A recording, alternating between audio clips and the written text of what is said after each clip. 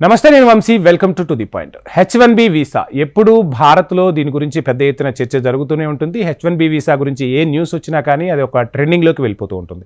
So అలాంటి న్యూసే నేను మీకు చెప్పే ప్రయత్నం చేస్తున్నాను.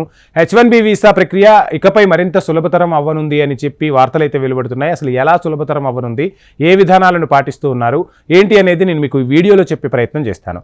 ఇక H1B వీసా కోసం అప్లై చేసే వాళ్ళు చాలామంది ఉంటారు.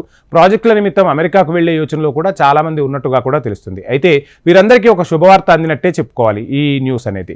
H1B వీసా రిజిస్ట్రేషన్ ప్రాసెస్ను సులభతరం చేసేందుకు అగ్రరాజ్యం అమెరికా ఫిబ్రవరి 28, 2024న United States citizenship and immigration services విభాగంతో కొత్త సేవల్ని అందుబాటులోకి తీసుకొచ్చినట్టు తెలుస్తుంది. ఈ పద్ధతిలో H1B వీసా ప్రాసెస్ మరింత సులభతరమయ్యేలా ఆర్గనైజేషనల్ అకౌంట్ను వినియోగించుకునే సదుపాయాన్ని కూడా కల్పించారట. H1B వీసా ప్రాసెస్ వేగవంతం. ప్రపంచవ్యాప్తంగా ఆయా కంపెనీలు తమ ప్రాజెక్టుల నిమిత్తం ఉద్యోగుల్ని అమెరికాకు పంపిస్తుంటాయి.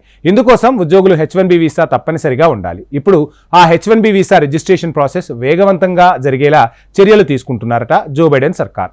ఇందులో భాగంగానే MyUSCI ఆర్గనైజేషనల్ అకౌంట్లో సంస్థలు పనిచేస్తున్న ఉద్యోగులు, లీగల్ అడ్వైజర్లు H1B visa registration, H1B petition process చేయొచ్చట. కొత్త పద్ధతి ప్రకారం H1B వీసా పిటిషనర్లకు ఇది ఒక వరంగా కూడా జో బైడెన్ సర్కార్ చెప్తూ ఉంది.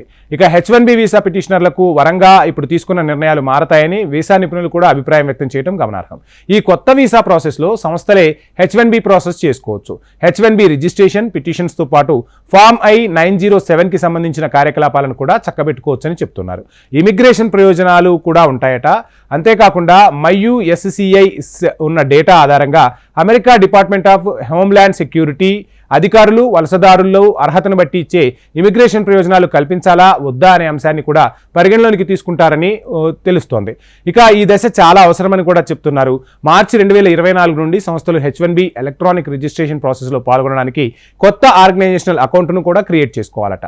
2025 ఆర్థిక సంవత్సరానికి H1B పిటిషన్లను ఫైల్ చేయాలనుకుంటున్న వారికి ఈ దశ చాలా అవసరమని కూడా చెప్తున్నారు. అసలు ఫామ్ I-907 అంటే ఏంటి అనేది నేను మీకు చెప్పే ప్రయత్నం చేస్తాను.